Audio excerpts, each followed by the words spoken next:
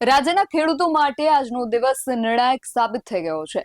આજે મુખ્યમંત્રી ભૂપેન્દ્ર પટેલની અધ્યક્ષતામાં ગાંધીનગર ખાતે ખેડૂતો માટે બેઠક યોજાઈ હતી અને હવે આ બેઠકના અંતે રાજ્યભરના ખેડૂતો માટે એક ઐતિહાસિક નિર્ણય ભૂપેન્દ્ર પટેલની સરકાર દ્વારા લેવામાં આવ્યો છે। શું જાહેરાત સરકાર દ્વારા કરવામાં આવી છે, શું નિર્ણય લેવામાં આવ્યો છે, બધી જ વિગતો મેળવ્યા અહેવાલમાં। જય હિન્દ, BSI TV ન્યૂઝ પર આપની સાથે હું છું નિધિ ગઢવી।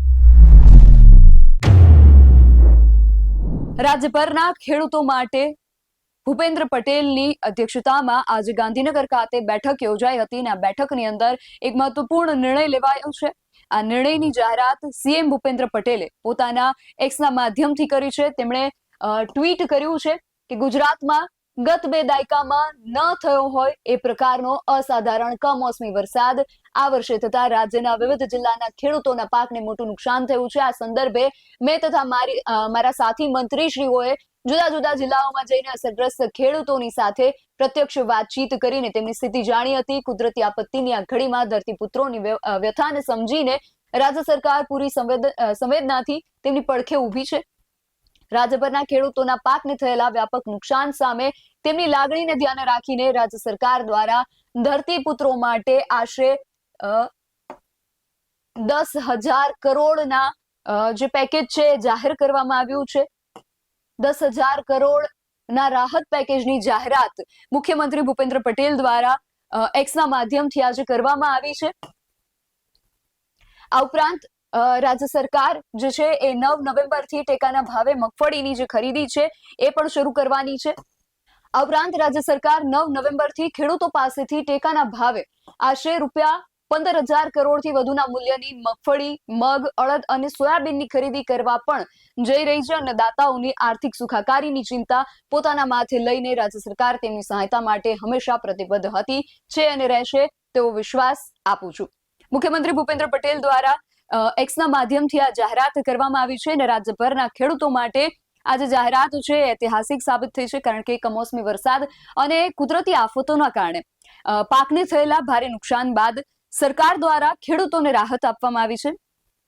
સૂત્રો પાસેથી પણ આ માહિતી મળી હતી કે આજે એક અતિ મહત્વપૂર્ણ બેઠક બોલાવવામાં આવી હતી। ગાંધીનગર ખાતે આ બેઠક મળી હતી, જેમાં કૃષિ, મહેસૂલ અને નાણાં વિભાગના જે ઉચ્ચ અધિકારીઓ છે એમની સાથે કૃષિ મંત્રી અને નાણાં મંત્રી પણ ઉપસ્થિત રહ્યા હતા। અને આ જે બેઠક હતી એનો મુખ્ય ઉદ્દેશ્ય જે હતો કે કૃષિ રાહત પેકેજની જે અંતિમ સમીક્ષા છે એ આ બેઠકમાં કરવાનો ઉદ્દેશ્ય હતો। અને સૂત્રો પાસેથી એવી પણ માહિતી મળી હતી કે સરકાર જે પેકેજના માપદંડો, સહાયની રકમ અને નાણાકીય જોગવાઈઓને અંતિમ રૂપ આપશે, જેથી ખેડૂતો જે છે એને ઝડપથી સહાય મળી શકે। અને આવો જ નિર્ણય આ બેઠકના અંતે હવે લેવામાં આવ્યો છે। રાજ્ય સરકાર ખેડૂતોને ઐતિહાસિક રાહત આપવા માટે તૈયાર હોવાનું પણ સૂત્રો જણાવી રહ્યા હતા અને હવે આ જે બેઠક હતી એના અંતે આજે નિર્ણય લેવામાં આવ્યો છે। 10,000 કરોડનું પેકેજ જાહેર કરવામાં આવ્યું છે।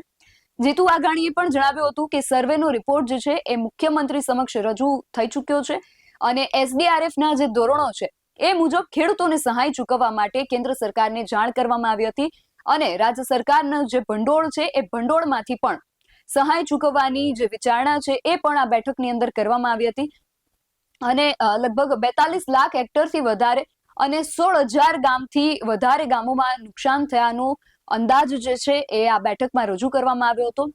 આજે 7મી નવેમ્બરે કૃષિ મંત્રી જીતુ વાઘાણીએ પણ કૃષિ વિભાગના જે ઉચ્ચ અધિકારીઓ છે એમની સાથે પણ બેઠક કરી હતી।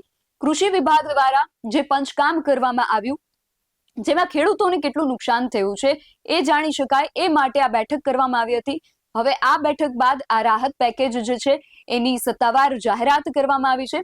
લાંબા સમયથી રાહ જોતા ખેડૂતો માટે આજે આ જે પેકેજ છે એની જાહેરાત થઈ છે અને કદાચ આ જે પેકેજ છે એ ખેડૂતો માટે આર્થિક હૂંફરૂપ બનશે એવી પણ આશાઓ વ્યક્ત કરવામાં આવી રહી છે। આ પેકેજ જે જાહેરાત કરવામાં આવી છે તેને લઈને તમારું શું માનવું છે અમને કમેન્ટ કરીને ચોક્કસથી જણાવજો।